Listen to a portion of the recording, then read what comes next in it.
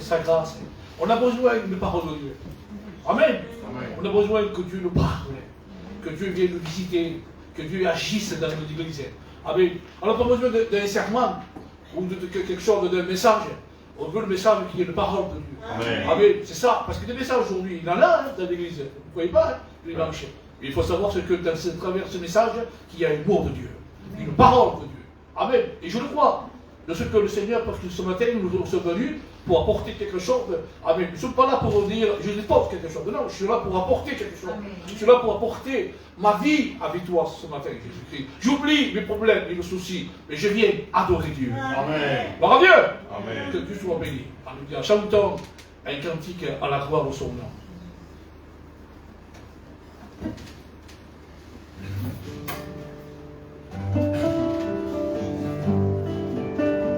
Dieu,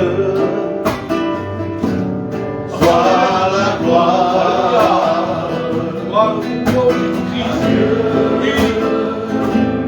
soit la gloire, à Dieu, soit la gloire, pour les choses qu'il a fait.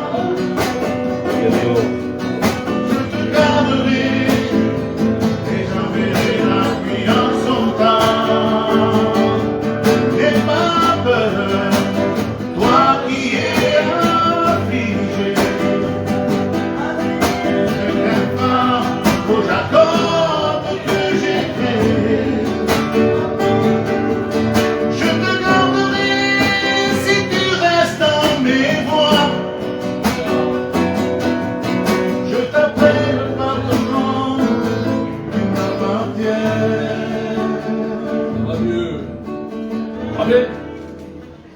Voilà, c'est ce que notre vie, si on garde les choses de Dieu. Et sûrement que si nous voulons garder les choses de Dieu, et sûrement que nous, amen, le Seigneur gardera aussi. Amen. C'est normal parce qu'on garde sa parole. La parole, aujourd'hui, il faut la garder. Plus que jamais, plus qu'on espère. Amen. C'est ça. Pourquoi? Parce que nous voulons que la parole soit dans notre cœur. Amen. Et qu'elle soit dans la vie de chaque frère, de chaque soeur, tout ce que nous sommes aujourd'hui. Nous sommes rachetés par son sang, nous a sauvés, nous a donné la vie que j'ai connue, l'espérance. Si on garde, elle le gardera. Gloire à Dieu. Chantons un seul cantique et sûrement qu'on va laisser la parole de Dieu.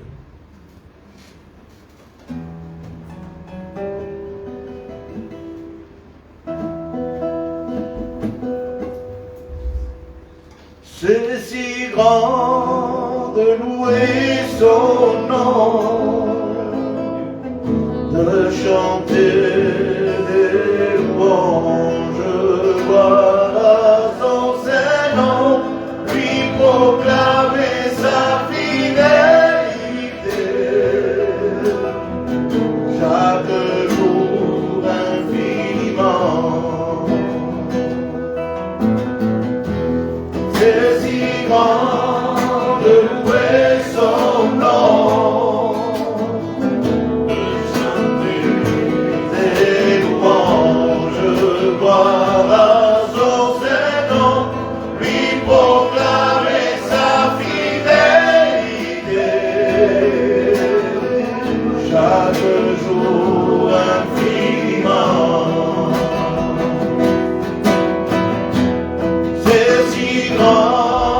De louer son nom, de chanter des louanges, gloire à son Saint-Nom, lui proclamer sa fidélité,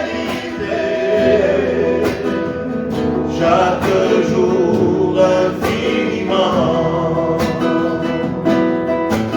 Gloire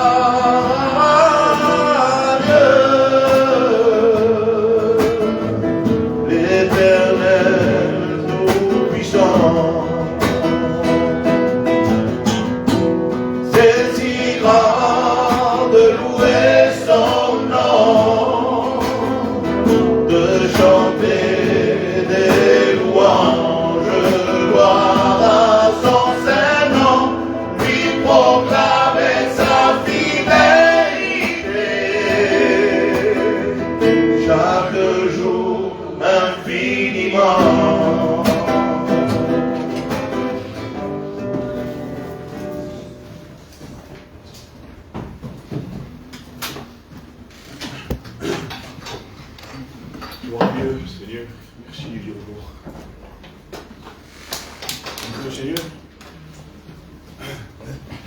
Seigneur, que ton nom soit loué, Seigneur. Alléluia. Gloire à toi, mon éternel. Seigneur, tu connais nos cœurs et de quoi nous avons besoin, Seigneur. Je prie de ranimer dans nos cœurs l'espérance, Seigneur. Espérance, Dieu de gloire. Alléluia. T'as tes mains sur nos cœurs. Dieu. Ranime, Seigneur. Ranime, Seigneur. Par ta grâce et ta paix, mon Dieu. Ton nom soit loué, glorifié. Alléluia. Seigneur, souffle dans ces cœurs. S'il y a l'aluminium qui fume, Seigneur. On prend, Seigneur, que ces cœurs puissent reprendre dans le Saint-Esprit et dans ta parole. Au nom de Jésus, sois béni. Sois glorifié, Dieu. Alléluia. Je veux t'adorer, te glorifier, élever ton nom, sauveur agneau de Dieu. Alléluia. Que ton Saint-Nom soit béni Amen. et que nous puissions, Seigneur, s'acquérir ta parole. Et que ta parole, Seigneur, remplisse nos âmes, notre esprit, et que nous puissions te servir jusqu'à ton retour. Amen. Alléluia. Gloire à Jésus-Christ, de ta grâce. Merci Jésus-Christ. Sois béni, Père. Alléluia. Sauve là-bas. Gloire à Dieu. Ah, Je pensais au peuple hébreu quand ils sont sortis de l'Égypte. Et puis Dieu les a délivrés de l'Égypte, ils sont partis. Quelle grâce, Seigneur! Quelle grâce! Dieu est tout puissant. Et quand ils sortent de l'Égypte et qu'ils prennent le chemin de Canaan, il faut persévérer. Il fallait avoir du zèle et persévérer, de savoir qu'il y avait derrière nous, derrière eux, des personnes qui voulaient les ramener en Égypte et ramener dans ce pays d'esclavage, ce pays de souffrance, ce pays où ils étaient maltraités et les Hébreux marchaient. Ils ont pris la direction de suivre Moïse. Et quand ils arrivent à un moment donné, eh bien, ils sans issue. Chemin sans issue, voilà, c'est ça. Et ils étaient là, ils voyaient la mer. Ils disent, comment on fait, Moïse, maintenant? On nous a fait sortir de là. Ils vont nous tuer, ils vont nous tuer. Au nom du Seigneur Jésus. Écoutez, au nom de Jésus-Christ, il faut persévérer. Parce que nous, des fois, on voit que c'est sans issue. Et qu'il y a un chemin où Dieu nous montre, où nous sommes bloqués des fois. On dit sans issue, Seigneur. ouais. T'as touché mon cœur, mais c'est là, maintenant, c'est sans issue. Ah, Moi, je fais, papa. Écoutez bien au nom de Jésus-Christ. Dieu parle, l'Éternel parle à Moïse. Et il dit comme ça, il tend tes mains. Je vais ouvrir la mer en deux. Quelque chose d'impossible. Impossible pour l'homme. Sans issue, c'est fini. Plus rien à faire. Ils vont nous massacrer. Ils vont nous ramener encore en arrière. Dans ce pays où nous étions dans l'esclavage, dans les souffrances. Et Moïse, heureusement, Seigneur, Moïse écoute l'Éternel. Il tend ses mains. Il lève le bateau. La mer s'ouvre. Ah, il y a une issue. Dieu nous délivre. Encore une fois. Il nous a délivrés du péché. Nous avons une marche avec Dieu. Et des fois, nous croyons que c'est fini. Et Dieu encore nous délivre de nos pensées et de notre découragement. Il nous montre, il ouvre encore cette main. Symbole de la persévérance et de l'engagement. Symbole du baptême. Il ouvre la main. Écoutez, les Hébreux, malgré la mer ouverte, Sûrement qu'il y en a qui disaient, non, non, je peux pas. Trop impressionnant ça. Je peux pas. Comment je vais faire? Ça va être dur. Hein. S'engager là, ça va être très dur. Hein. Et quand Dieu ouvre la mer, quand Dieu fait quelque chose, c'est que nous devons nous confier en Dieu. C'est lui le Tout-Puissant. Les pensées que les Hébreux avaient, sûrement beaucoup, non, moi je retourne à l'arrière. Cette pensée-là de retourner à l'arrière, si nous retournons à notre ancienne nature et un évangile léger, et on se retourne, hein, c'est pas grave. Mais écoutez, ces pensées qu'ils avaient les Hébreux en disant, on retourne quand même. Ils étaient impressionnés, il y en a qui avaient peur, on retourne, ils vont nous avoir. Si les Hébreux auraient retourné à l'arrière, vous croyez que Dieu aurait agi encore et toujours? Vous croyez que Dieu aurait ralenti les roues des chars? Vous croyez que Dieu aurait enlevé les roues des chars pour ralentir leur marche? Vous croyez que Dieu aurait mis une nuée et un feu de l'autre côté pour que les Égyptiens n'y puissent plus passer? Avec nos pensées, nos désirs et nos savoir-faire à nous dans la chair, vous croyez qu'on n'arrête pas la volonté de Dieu? Croyez pas, vous, qu'au lieu de laisser agir Dieu dans notre vie, comme on retourne à l'arrière, les pensées vont à l'arrière, ce que Dieu veut faire, eh bien, on ralentit ce que Dieu veut faire. Dieu veut ralentir la marche de l'adversaire. Dieu veut mettre une nuée et un feu vers nous. Pour ralentir ce que l'adversaire, le mal qu'il veut nous faire, pour nous faire retourner à l'arrière. Oui ou non? Laissons faire l'Éternel dans notre vie. Ouais. Sans issue, il y a encore une issue. Il y a le chemin qui doit nous amener au ciel. Et si nous prenons des choses, nous, la chair, nos pensées, et qu'on n'est pas spirituel, le symbole du baptême, de l'engagement, il est effacé. Il sera effacé. Nous devons passer par cet engagement. Et nous sommes. Nous devons aller jusqu'au bout. Nous devons traverser. À sec. À sec. Quand Dieu fait quelque chose, il le fait jusqu'au bout. Oui ou non? Amen. Il le fait jusqu'au bout. Pourquoi il le fait jusqu'au bout? Parce qu'en plus qu'il ouvre la mer, il sèche la terre. Pas de difficulté. Quand Dieu il agit, il agit pleinement. Mais ça, c'est à nous à faire aussi qui est marqué. Une vie spirituelle recherchée à la volonté de Dieu. Écoutez, Hébreux 12, 12. Regardez Hébreux 12, 12, Seigneur. C'est lui que je veux voir.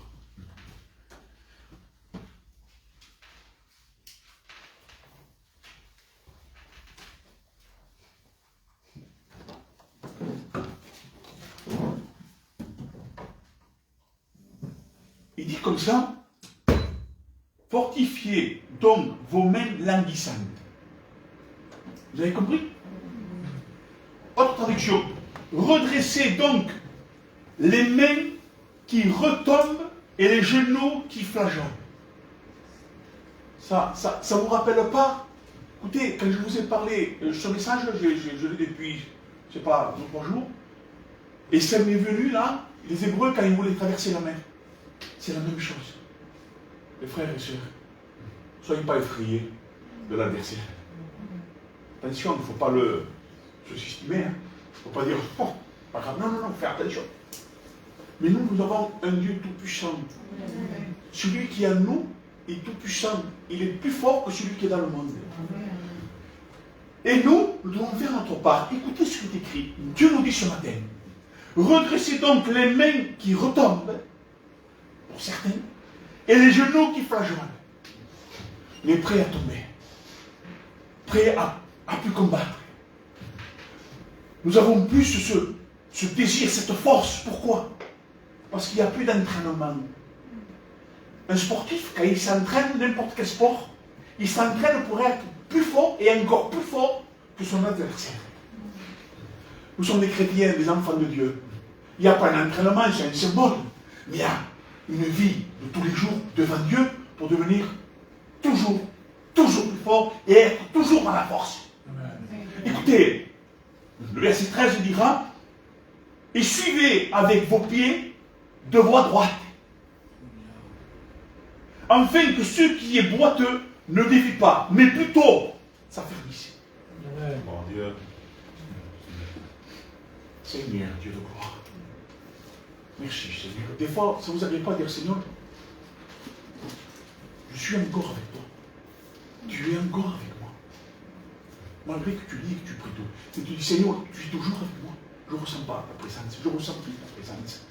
Ça fait très longtemps, Seigneur. Et tu demandes à Dieu des choses personnelles que tu reçois. C'est bon, ça, vous savez. De se mettre à part et de demander à Dieu des choses où Dieu agit. Moi, je dis gloire à Dieu. Je dis merci, Seigneur, pour cette main tendue.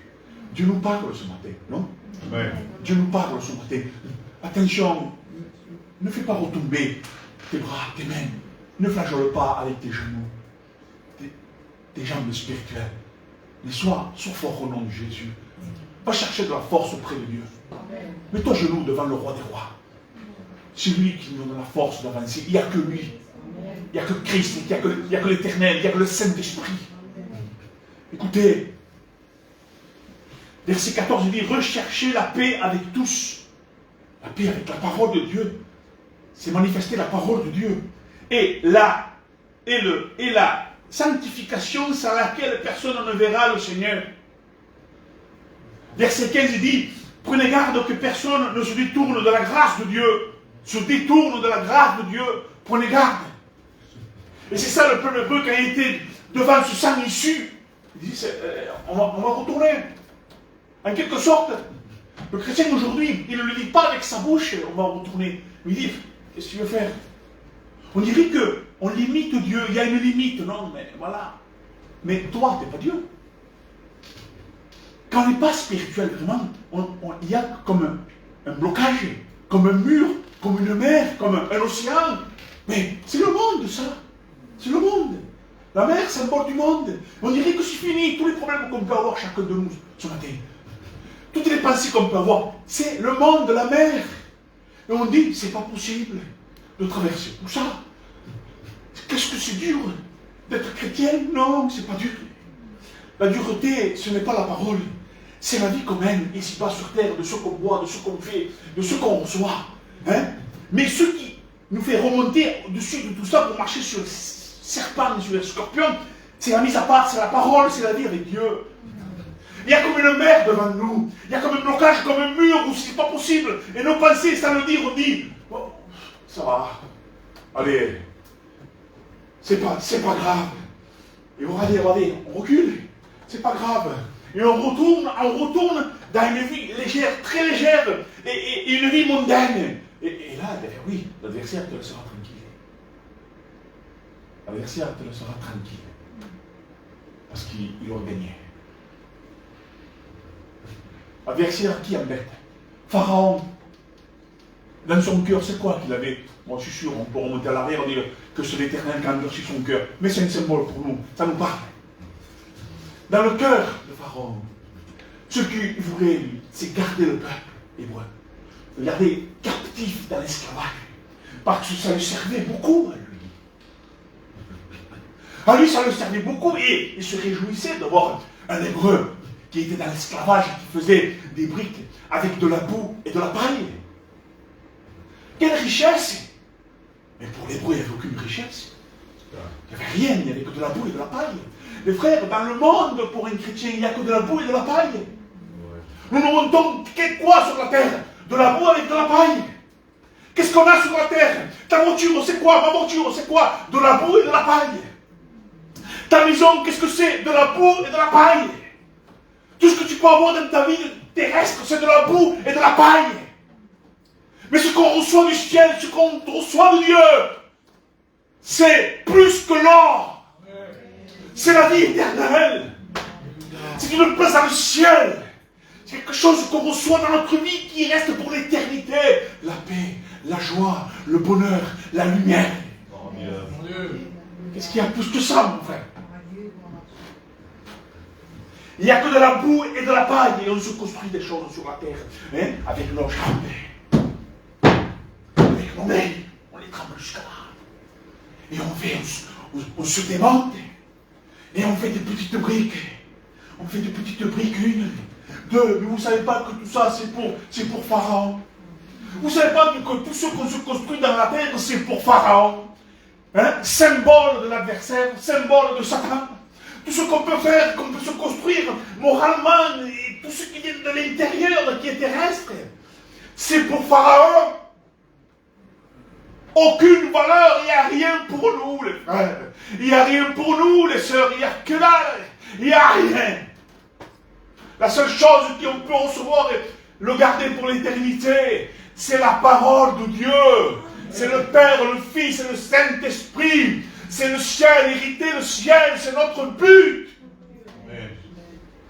Seigneur Jésus, je ne sais pas combien il y en a comme ça.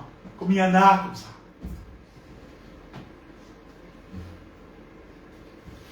Mira, verset 15, prenez garde que personne ne se détourne de la grâce de Dieu, de peur que quelques racines d'amertume bourgeonnant en haut et ne cause du trouble. Ce qui contaminerait, infecterait toute l'Église. Regardez. Veillez à ce que personne ne se prive de la grâce de Dieu, à ce qu'aucune racine d'amertume poussant des rejetons. Vous savez que c'est des rejetons? C'est des nouvelles racines, des nouveaux bourgeons.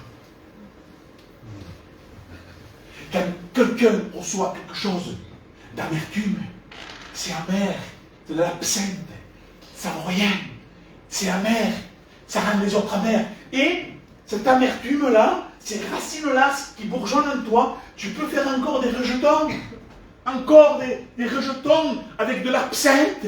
Ça fait quoi? Ça ne fait plus un champ de blé, ça fait que de l'ivraie, c'est du poison. C'est pas comestible. On ne peut pas le manger. On ne peut pas faire de la farine et du pain. Vous comprenez ça? Il faudrait se garder. Gardez-vous. Amen. Gardez-vous dans la parole. Amen. De gloire. Seigneur, écoutez, je veux dire à l'Esprit de Dieu, je pense.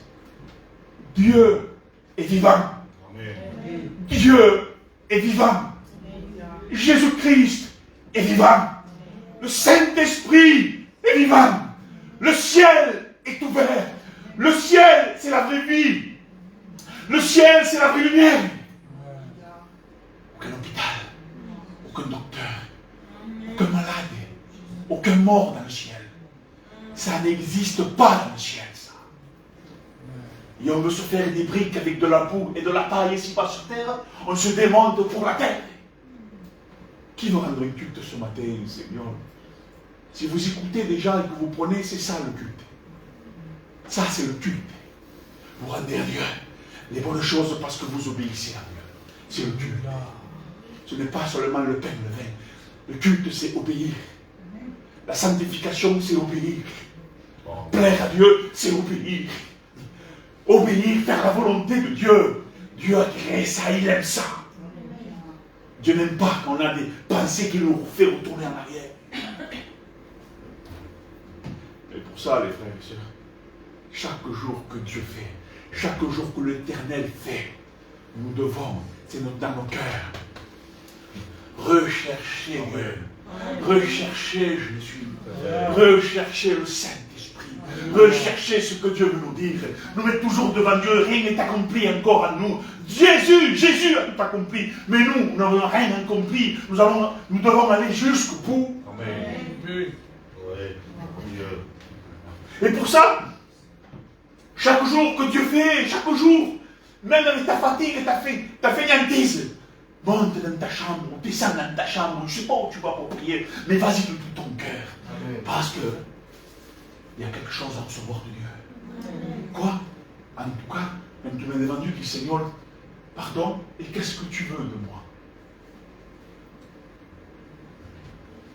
Amen. Vous voulez savoir le verset 16? À ceux qu'enfin il n'y a aucun impudique. Les impudiques, c'est J'ai marqué, moi, parce que c'était dans la Bible. Ceux qui blessent Dieu. Ceux qui offensent Dieu. Ceux qui sont infidèles et ainsi de suite. Qu'aucun n'y dit. À ceux qu'enfin il n'y a aucun impudique. Comme Ésaü. Vous connaissez Ésaü? Vous ne connaissez pas Ésaü? Amen. Jacob, vous connaissez? C'était deux frères, non? Et le papa, qui c'était? Ah non, je ne sais pas. Des fois, je suis là, tu me dis tout, je sais tout. Je savais que tu voulais dire, je ne sais pas. Mais vous le savez. Isaac. Attention, Isaac, il vient Isaac. Abraham. C'est pas n'importe qui, cette lignée-là, quand même. Hein? C'est pas n'importe qui, frère. Abraham, père de la foi.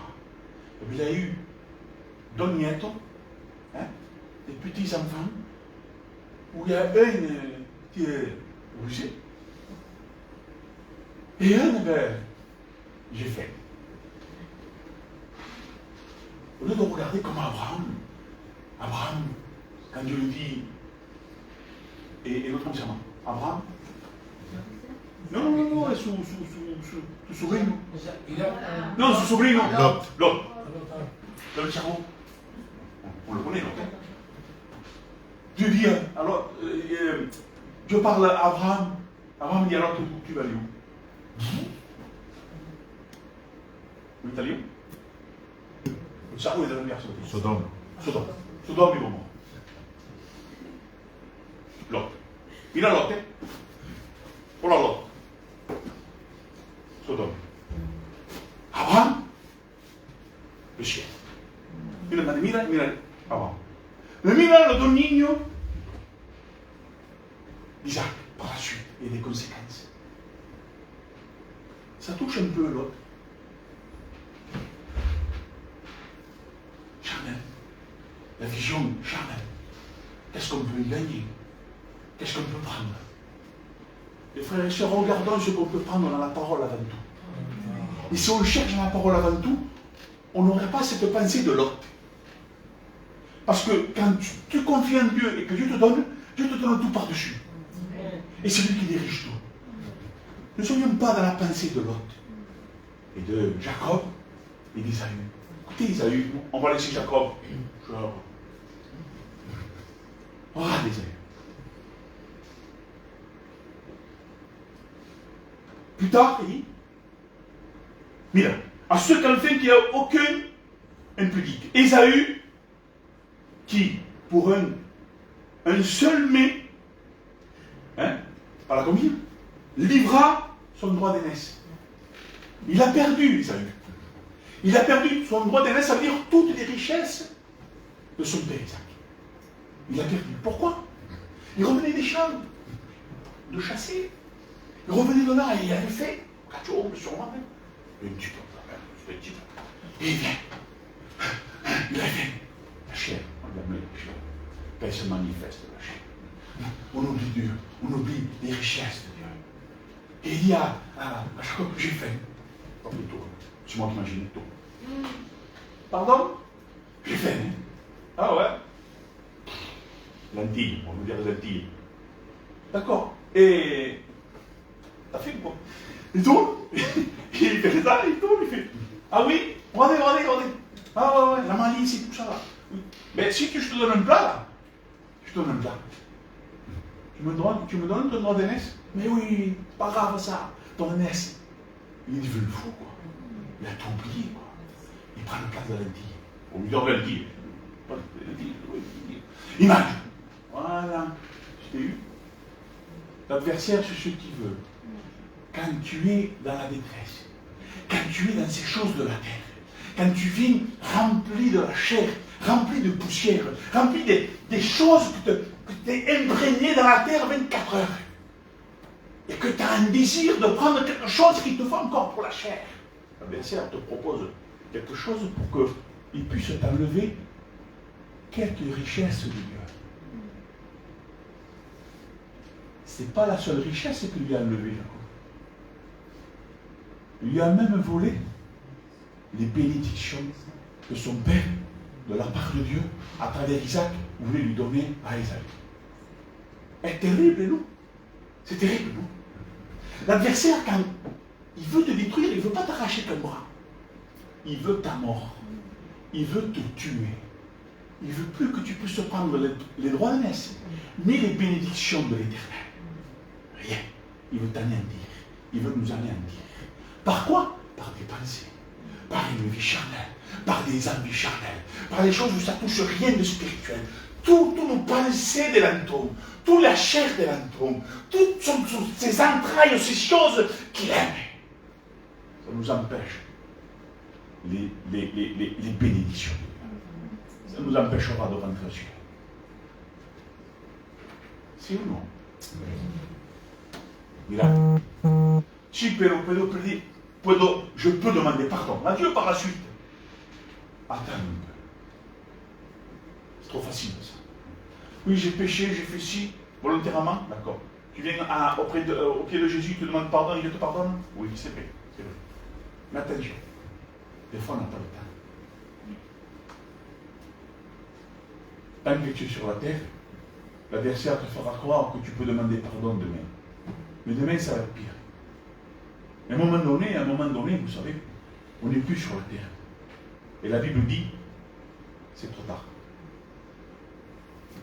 Mire. Plus tard, il dit, vous le savez, la Bible dit dans le verset 17, il voulut recevoir la bénédiction de son père. C'est triste, Seigneur, non? Si ou non? William, c'est pas triste ça?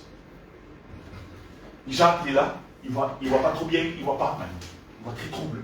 Il est vieux. Hein? C'est Isaac. Mais Esaü, il vient quand même, c'est son papa. Hein? Papa, tu ne peux pas me donner à moi aussi? Les bénédictions que tu m'as volées, Jacob, tu peux me le donner à moi aussi? Mais non, il n'y avait qu'une fois. On n'a qu'une vie. Il n'y a qu'une vie. Il n'y a qu'une bénédiction. Il faut la garder. Amen. C'est celle de recevoir Jésus. Amen. Et de le laisser dans nos vies. Amen. Le sang de Jésus qui nous a purifié de tout péché. Les frères, il faut que l'adversaire le voie, le sang sur nous. Pour que ce sang ne puisse pas être effacé, ne soyons pas charnels. Parce que c'est la chair, la vie charnelle qui nous efface le sang de Christ. Il nous efface tout entier la chair. Que l'adversaire puisse voir le sang de Jésus. Qu'il puisse voir qu'on est toujours dans la bénédiction. Que l'adversaire puisse voir qu'on est toujours dans les richesses et dans les bénédictions de l'Éternel.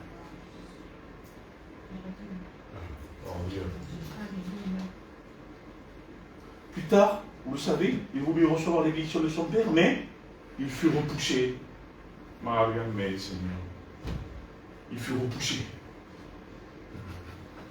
Il n'a pas pu faire autrement. Pourtant, Isaac, il aimait son fils Esaü de toute sa force. S'il aurait pu lui donner sa vie, Isaac, à Esaü, il l'aurait fait. Pour lui donner les bénédictions, vous savez ça. C'est dans la logique. Mais Milano qui disait, Isaac, nous pouvons, je ne peux plus te donner les bénédictions, je ne peux plus te bénir. Il a été repoussé, frère. Pourtant, Isaac, il avait un amour qui débordait pour Esaü. Débordait d'amour pour son fils. Il a dit, avec ses paroles, je te repousse. Seigneur Jésus. Et frères, vous croyez, si nous, on vit dans la chair et comme on veut et qu'on néglige les choses de Dieu, avec tout l'amour, il n'a pas de l'amour, il est amour, l'éternel Jésus. Vous croyez qu'on va rentrer et Dieu va dire, c'est pas grave, hein? T'as pas trop accompli, t'as pas obéi, il était dans la chair complètement, t'as frôlé le péché, t'as touché le péché. Rentrez. Il fera ça, Dieu. Il faut dire la vérité. Comme il est amour, Dieu, c'est l'amour. Avec cet amour qu'il a, eh bien, il nous repoussera. On sera repoussés, les frères. Que peine, Seigneur. Quelle tristesse, les frères et sœurs. Quelle angoisse, Dieu. C'est maintenant, je vous dis au nom de Jésus, qu'on doit se plier devant Dieu.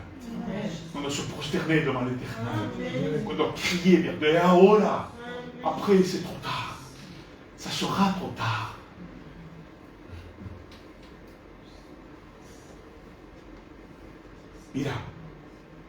Mais il fut repoussé.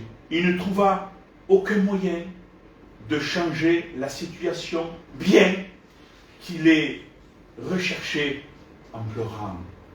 Estaba llorando, Esaú. Estaba llorando. Il pleurait. Quel homme? Un homme qui chassait les bêtes sauvages, ça faisait peur.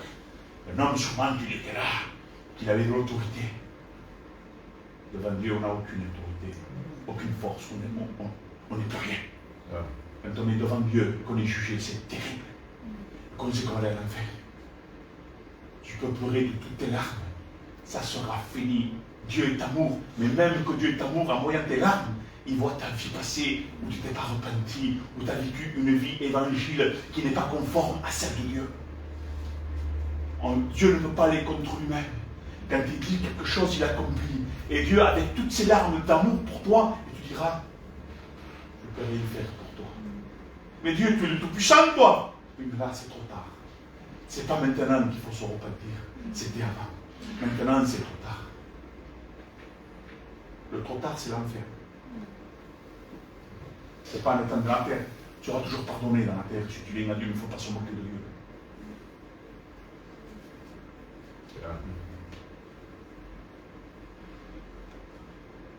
Aucun moyen de changer la situation, bien qu'il est recherché en pleurant.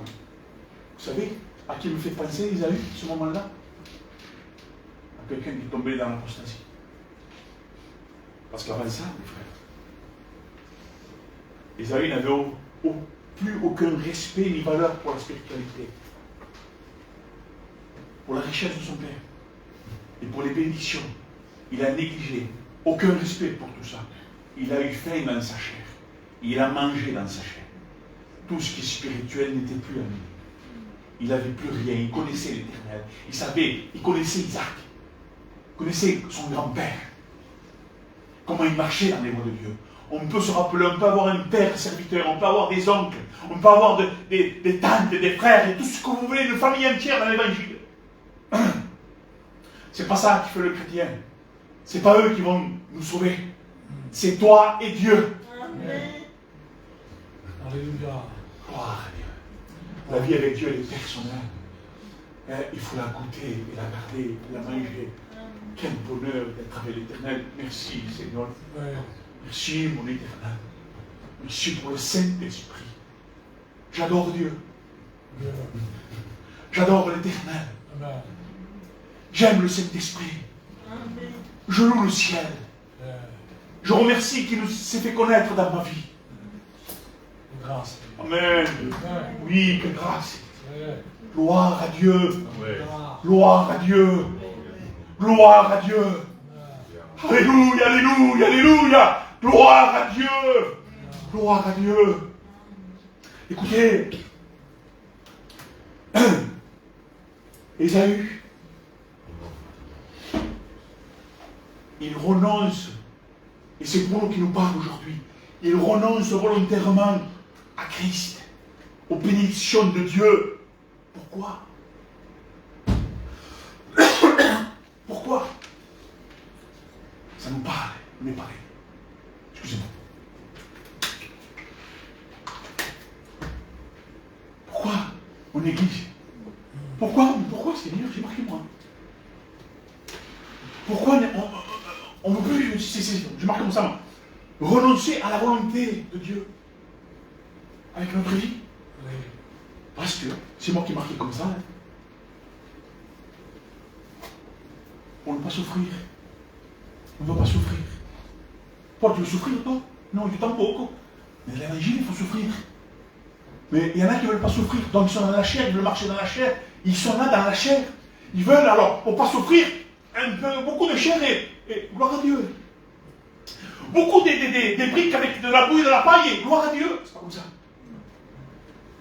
Ésaü, c'est un symbole de nous aujourd'hui. On a peur de souffrir, alors pas trop d'évangile, pas trop d'obéissance. C'est une erreur parce que ça ne nous fait pas rentrer aussi. Pas trop de souffrance. Oh, qu'on ne puisse pas nous critiquer, pas de reproches. Oh, je ne voudrais pas être martyrisé. Hein? Pas tout ça. Mais qu'on est chrétien, c'est ça.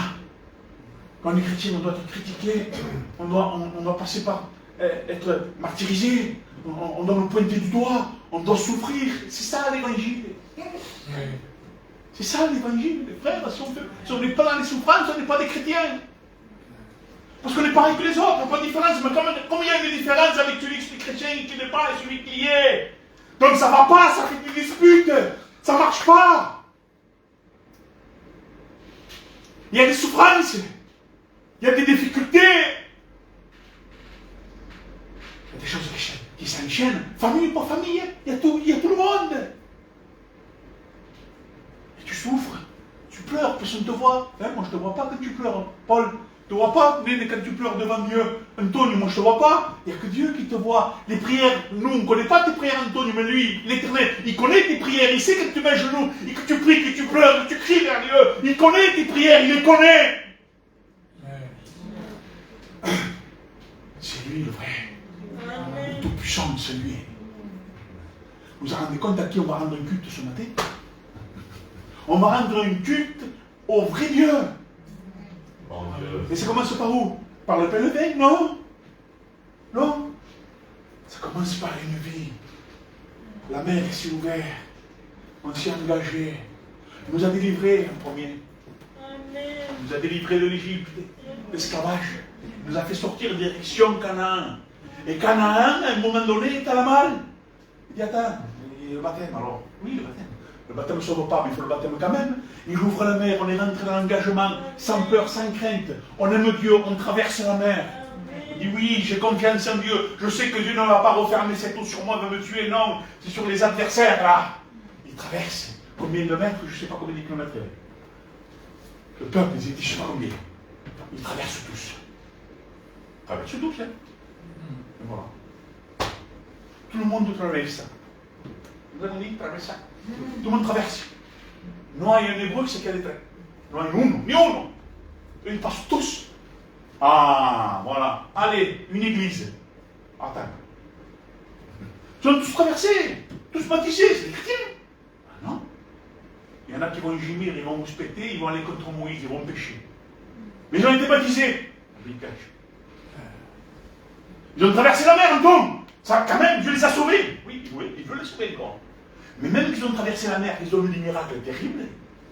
Après la mer, après la marche, après la direction de Canaan, il y avait des gens qui gémissaient, qui parlaient contre les serviteurs de Dieu, contre Dieu, quoi. Ils allaient contre Dieu, et ils criaient, et ils faisaient des rejetons. Allez, non, de l'amertume. Mes frères, t'es baptisé. Ça ne veut rien dire, les frères. Ça ne veut rien dire d'être baptisé, d'être dans l'église. Ça ne veut rien dire. Ouais. Le chrétien, c'est un chrétien qui est baptisé, qui est dans une église, il est vrai. Mais dans une église, il y a des faux. Dans une vie chrétienne, il y a des baptisés qui ne sont pas sauvés. Ils gémissent, ils sont contraires de Dieu. Et eux, ils marchaient dans le désert. Comme aujourd'hui, frère. Ils marchent dans le désert. Ah oui, ils marchent. Il y a Moïse, eux sont derrière. Oh. Tu rencontres aujourd'hui, toi, tu te trouves. Le Seigneur, il te prend, Paul. Il t'amène dans l'époque de Moïse. Mais il faut trop loin. Et toi, Dieu te fait voir ça. Tu fais voir tout ce peuple. Oh, il vient passer la mer. Et il souffre. Il marche, il souffre. Te dit, oh, moi, la Canaan, vous tous allez à Canaan. Claro, le Seigneur la salvo de hipo. Oui, mais l'homme, lui, c'est lui qui se perd. Et quand la parole de Dieu dit quelque chose, et que tu ne l'accomplis pas, tu peux être baptisé, traverser la mer, si tu ne l'accomplis pas, il va te faire mourir. Tu meurs de toi-même. Parce qu'on va à contraire de Dieu, on meurt, spirituellement. Et dans le désert, il y a beaucoup d'Hébreux qui sont morts. Pourquoi? Parce qu'ils sont allés à la contrariété de la parole. Mais il va s'en mourir tout. Il est sorti d'Égypte, il a traversé la mer, baptisé, il a marché, il est mort. Et oui, mais il a désobéi. Avec Dieu, il faut aller jusqu'au bout. Amen. Je vais finir. Qu'est-ce qu'il va dire? C'est bien. Regarde. Genèse 27, 34. Lorsque Ésaü entendit les paroles de son père, Isaac, il poussa un grand cri, un grand cri terriblement amer, et dit à son père, moi aussi, bénis-moi, papa. Vous savez ce qu'il dit, Isaac? Il dit, c'est trop tard. Tout ça parce qu'il avait renié les bénédictions de son Père et de Dieu. Tout ça pour ça. Écoutez, par une vie de négligence éternelle, Luc 13, 24 dira « Efforcez-vous d'entrer par la porte étroite, car, je vous le dis, beaucoup chercheront à entrer et ne le pourront pas. » Ça sera trop tard. Mais qu'est-ce qu'il veut dire? De quoi il parle là? De quoi il parle dans Luc 13, 24? Il dit c'est trop tard. Beaucoup vont vouloir rentrer, mais ils ne pourront pas. Qui c'est? Je ne donne pas de réponse, c'est pas la peine. Qui c'est? C'est ceux qui sont morts, qui sont allés à l'enfer, qui ont négligé la parole de Dieu. Ils sont à l'enfer déjà. Ceux qui se disent trop tard. Bien, je le fais. Luc 13, 24, c'est ceux qui sont à l'enfer, qui sont venus trop tard. Bien. Efforcez-vous, il nous dit à nous, ça peut nous arriver. Efforcez-vous d'entrer par la porte étroite, car je vous le dis, beaucoup chercheront à entrer, mais c'est fini, et ne le pourront pas. Qui c'est qui ne peut pas y rentrer aujourd'hui? Qui c'est qui ne peut pas donner son cœur à Dieu, tout le monde? C'est ou non? Non, c'est pas pour ceux qui sont dans la terre. Ils nous préviennent du danger de ceux qui sont dans la terre aujourd'hui. Ils nous préviennent de dire attention, parce qu'il y en a qui sont à l'enfer, et ils crient encore à l'enfer en train de dire sauve-moi, c'est trop tard. Et frère, c'est un dimanche, et alors? C'est un culte, et alors? C'est une exhortation, une édification, et alors? Laissez tout ce système. Écoutez plutôt, et gardez, et pratiquez. Avant, on faisait 3 réunions par semaine, on faisait évangélisation, exhortation, édification. Bon, c'est pas mauvais, frère, faire ça. Les païens, tout ça, tu peux le faire. Moi, je trouve qu'il faut laisser l'Esprit de Dieu. Il faut laisser les choses de Dieu y faire. Parce que dans une église, nous, on ne sait rien, Dieu sait tout. Il faudrait enlever les jours d'évangélisation, il faudrait enlever ça. Venir, cette personne à part, Dieu a mis dans son cœur les paroles, parce qu'il sait qu'il y a. Toi, tu viens, c'est pas le jour. On ne met pas de jour d'évangélisation, mais rien. Ceux qui le font, c'est pas grave, ils peuvent le faire. Moi, je ne suis pas contre ça. Voilà, comment c'est ma question? Voilà, c'est mon opinion à moi. Ça vaut ce que ça vaut. Mais chacun son opinion, on ne discute pas les opinions. Mais moi, je trouve que les réunions des évangélisations ici, de cela, il faudrait les faire. Ça, c'est nous qu'on met ça. Je vais évangéliser. Je sais tout. Évangélise pas. Fais ce que Dieu a mis dans ton cœur et prêche ce que Dieu a mis dans ton cœur. Ne regarde pas qui y a. Prêche par l'Esprit de Dieu. Amen. Parce que Dieu sait tout et Dieu voit tout. Gloire à Dieu.